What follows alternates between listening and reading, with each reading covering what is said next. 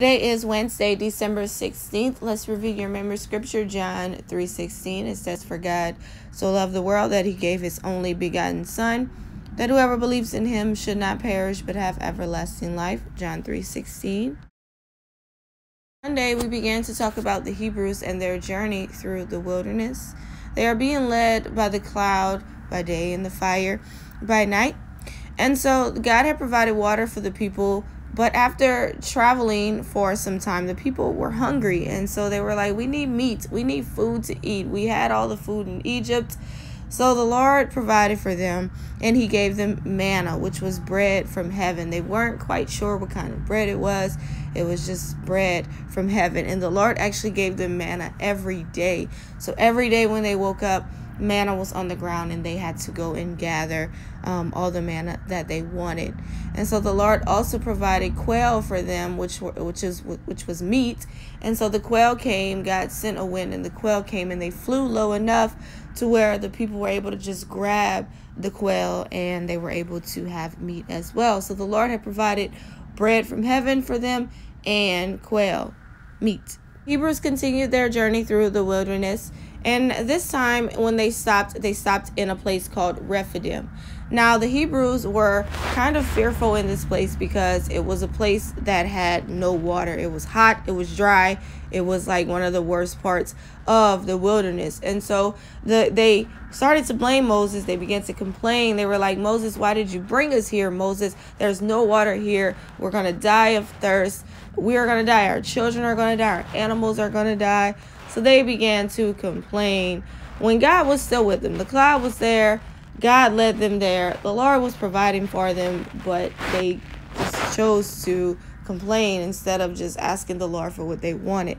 But Moses knew how to pray, and so Moses went and he prayed and he asked God. He says, "Lord, I am tired of this people." Pretty much that's what he said.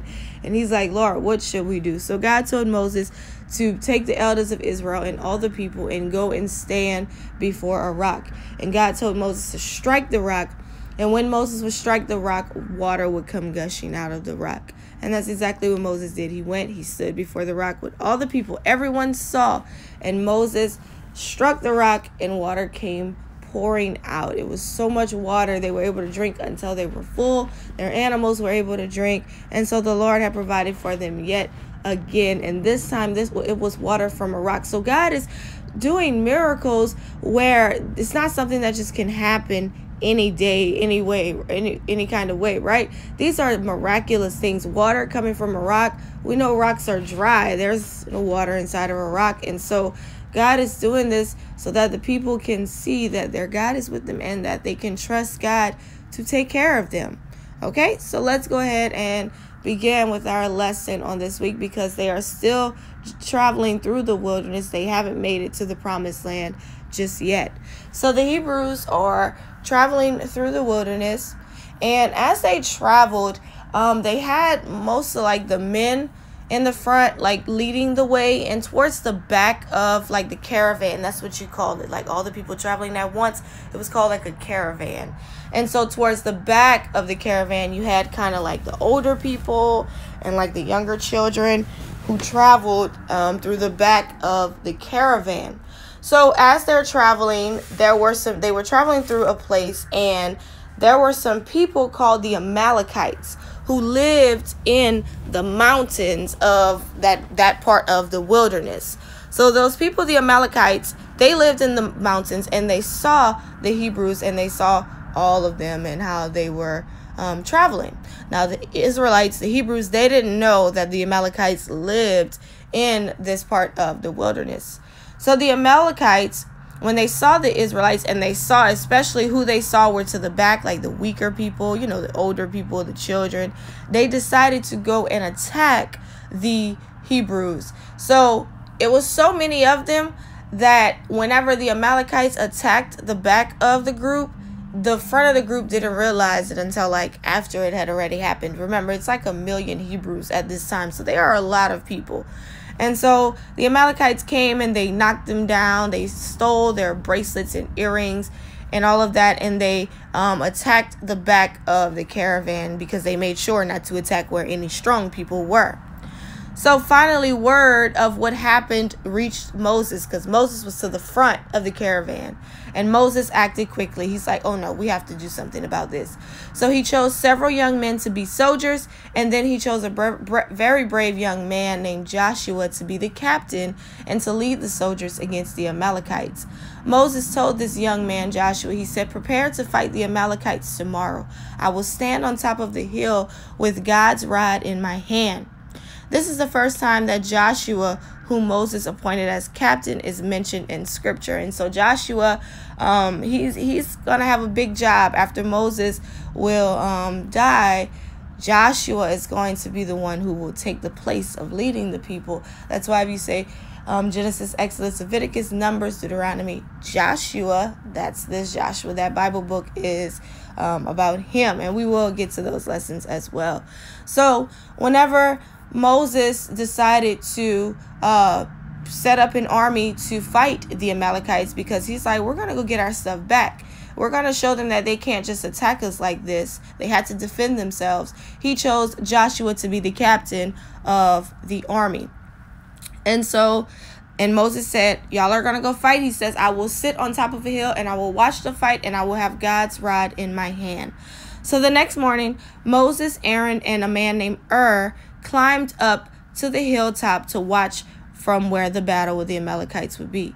As the battle started, Moses stretched out his arms, holding the rod of God towards heaven, and he asked God to help his people fight off the Amalekites. Now keep in mind, the Hebrews are not soldiers, right? They have never had an army before, none of that. They are truly relying on God to give them the victory of this battle, because they haven't fought. The last time an army came after them, the Lord drowned. Remember, he drowned the Egyptian army. So Moses shows these young men, and they had to go to war.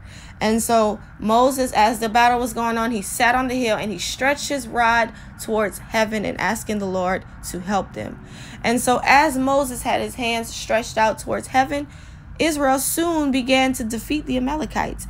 And the Amalekites began to run away because the Israelites were beating them. And so Moses, his arms got tired. And so when he put his arms down, guess what?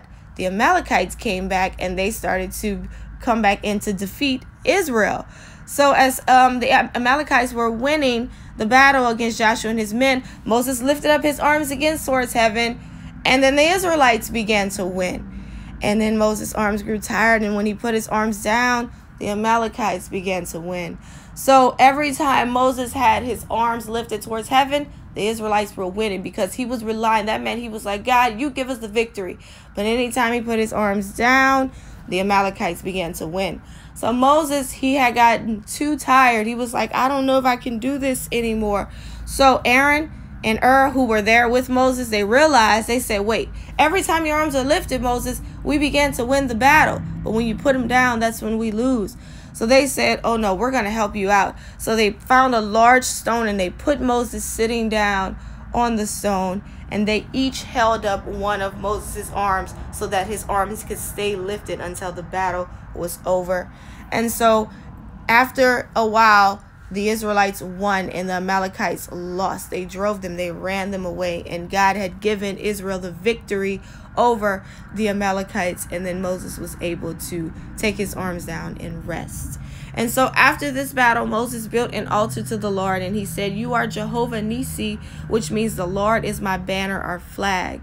And so what that meant is God gave them the victory. They only won the war because of God. He is their victory. And so the Hebrews, this was their first battle that they fought, and God had given them the victory. And this is the first of many. And so God is making them an army. They weren't even like, a nation at first. God is making them a nation. Now God is giving them the victory over people. I'm sure the Amalekites had fought a war before, but God gave them the victory over the Amalekites. So the Lord is proving he is with his people and he has their back. So that completes our Bible lesson on today, the Israelites defeating the Amalekites.